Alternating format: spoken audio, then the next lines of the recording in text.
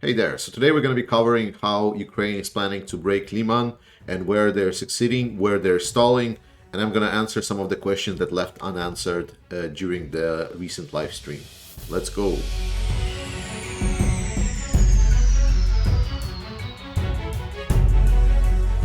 We're going to start with the Kharkiv region, where Ukrainians, after initial push from the Kharkiv region, have crossed the river in a couple of places and tried to establish some breachheads. One was around Borova, but it was pushed back because of the Russian aggression. It was not very comfortable to hold.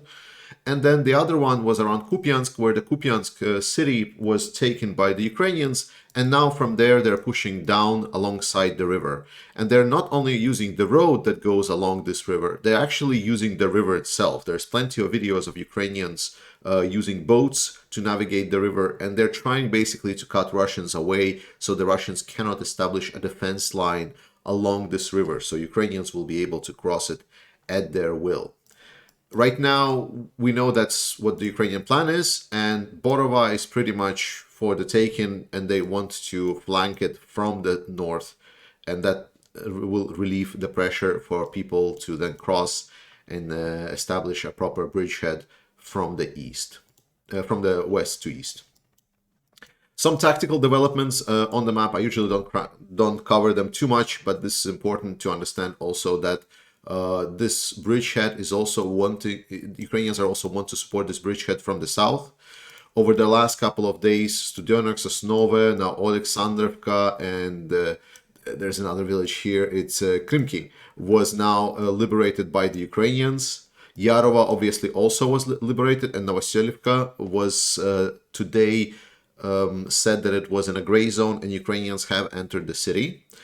Drobysheva, one of the important points for Ukrainians to advance. Right now, it's very contested, and Ukrainians are having heavy fighting in that village.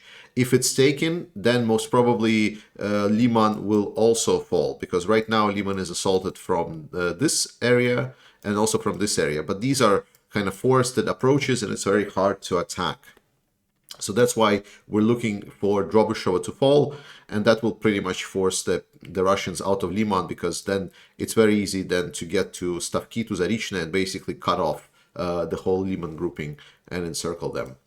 Additionally, where Ukraine is actually doing things quite okay, to say the least, is that they were able to liberate Bilohorivka. And Bilohorivka is an important settlement in the area.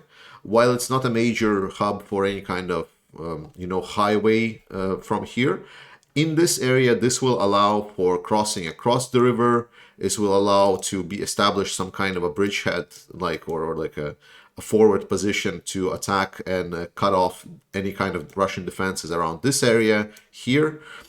And obviously, the third one is what is reported already by the Russians, is that there are already some fighting on the outskirts of Lysychansk. I would not expect Lysychansk to get liberated anytime soon, but it's nonetheless very nice to hear that Ukrainians are pretty much already scraping the edges of the city. Russian sources have also reported that there has been some fighting around Kremnina here, but I think it maybe was some kind of a forward group that just made it through the forested area right here. I would not expect that Ukrainians can easily advance from this angle to Kremnina. They probably would need to get to kind of a road because Kremnina is kind of having not a very nice position. It's surrounded by forests, and Ukrainians need some kind of proper angle to attack. It would be a lot easier if Liman would fall and they would be able then to kind of get to this road and then attack Kremnina from this side and from this side. On the Bakhmut area, so the situation around Bakhmut is hard, but it's controlled. Russian forces are pushing, and someone was also asking why can the Russian forces push here? And we need to understand, I'm going to have a full video discussing about why Russian army is shit, because Wagner group, the mercenaries that are here, they basically, when they sign a contract, they say, okay, now we're going to approach this side of the combat, and then that's where we're going to operate. This is our area of operations, and a lot of them don't even care about what's happening on the other fronts. So one of the reasons why Russian army is shit is because the army consists of this mixed different groups of fighters. And as they're being contract fighters, they cannot just drop, not attack the direction that they've given. They're advancing slowly, yes, but they are suffering immense casualties while doing it. It's not a pretty picture to be if you are Wagner.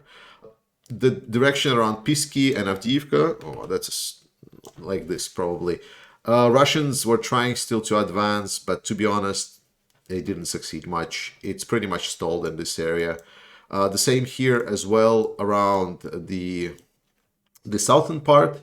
We know that the Ukrainians would be looking to go down to get to Berdyansk, to get Melitopol, to get Tokmak, but right now there is no action, so we'll see. There is continued tactical fighting around the Kherson region. Some villages get liberated, like Pravidne and so on. Then there is also Lyubimivka and so on. And then there is Arkhangelsk. There has been reports over the couple of days that Arkhangelsk has been changing hands. It's a tactical positioning. Nothing changes in principle about Kherson. The only thing I want to tell you about Kherson is this river. So we were expecting some kind of major flood that's going to happen because of Russians breaking this dam. However, what happened is, well, firstly, Ukrainians have finally shown the videos of how their pontoon bridges look like. So what they did, they reinforced them with a lot of gravel and sand to build them up a little bit to be more of a proper bridge. And the water actually raised not so high, and it's slowly actually even dropping. And the reason for that being is, if you can see, the river is very, how do you say, it goes in a serpentine fashion. So it's very twist and turny. And also this area is very flat. So once the river started filling up, it's actually started flowing over into different directions. So it actually didn't raise that high at all. So the plan that Russians had to basically remove the Ukrainian bridgeheads didn't really work out. It was inconvenient for a little bit, but then it was all fine again. That's the situation around the map. I'm going to switch to my vlogging camera, and hello. So for the second part, I want to start by saying thanks to all of the subscribers and members and Patreons of this channel, because they are supporting this channel. And as you know, I'm running this channel non-profit, where 50% of all of the support goes to Ukrainian army, and 50% I will leave to improve this channel, to get a new camera, new lights, and additional setup. So big thanks to them. And the second part is going to be answering questions that happened in the recent live stream. If you haven't seen it and you have the time, please watch it. It was actually super entertaining. I loved it so much, and there was a lot of people that were actually enjoying it also. If you didn't make it last time, make it next time. I'm going to plan probably to make a stream every couple of weeks. So there's a lot of questions, so I'm going to try to answer them as fast as I can without sticking to any one for too long. If you want more expanded answers, come to the stream. Littleball18 asks, the Enforcer collab when? Probably one of the streams. Emmanuel Porto asks, Biden's interview on CBS. I haven't watched it. Once I watch it, I'll write what I think about this. YouTube Watcher asks, has the dam break towards Kherson region? I just explained what the dam did and how it happened. It didn't have a lot of impact. Raven7, Marcus, OTT, David Smith, and some other people are asking essentially the same question, is how do you see Russia after the war? Do I think that the radical opposition like Girkin will take over Russian society? Will it take action? Essentially, what's going to happen to Russia after the war? It's very hard to think what might happen to Russia. There are multiple variants. I think the radical part can take power in Russia for some time, and then transition some kind of totalitarian regime later on, or they will take power and then other powers will try to fight for it. They go into anarchy and they then fall apart. Nationalistic powers like of different regions can rise up and demand autonomy. I think it's going to be mostly focused on internal conflict. I don't think Russia will be a threat for the external parties after the end of the war. That's at least what I feel like. Hawk90 asks, would Navalny seize Crimea if he has the chance? And am I making the same mistakes as other leftist activists? Putin will never be replaced by Jesus or Buddha.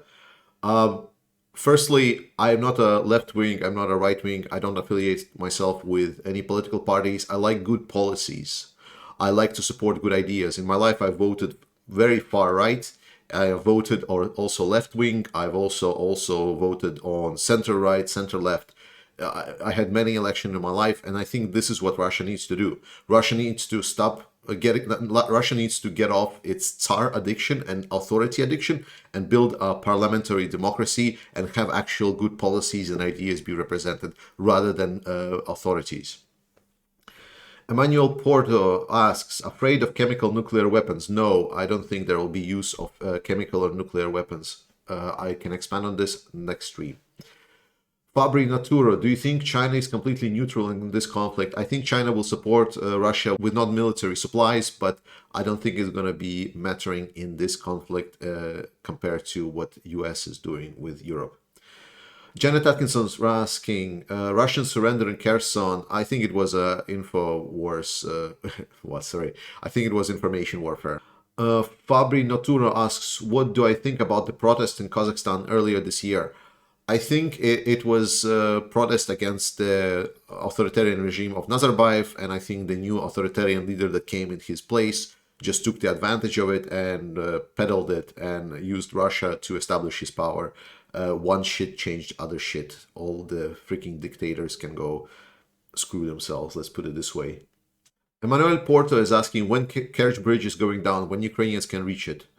Robert Silverback asking, Turkey wants to join SCO. Is it madness or a joke? I think it's a great idea that they're doing it. Last meeting shown that Russian positions in SCO is completely falling apart. And as I said, China is looking to take Middle Asian countries, whereas Turkey is looking for Caucasus and maybe like around the Arabic world. So it just makes sense that for Turkey and China to split their spheres of influence.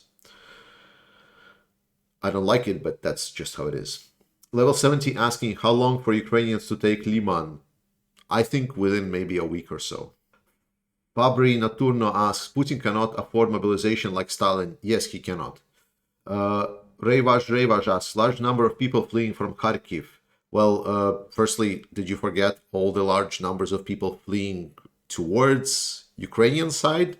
And secondly, it was what I saw is a lot of queues, and those queues were on border with Russia was because Russians didn't let people with the Russian passes that were given out on the fresh Ukrainian territories. They had the serial numbers, and people with those serial numbers were not getting through towards the Russian side. So it was an artificial situation that was created by the Russia, and that was just showing queues of people fleeing. Again, I saw plenty of people fleeing towards Ukrainian side. I don't understand what's the argument here. Also, collaborators, they know what's coming. Croc asks, what about Leopard tanks for UA? Any tanks?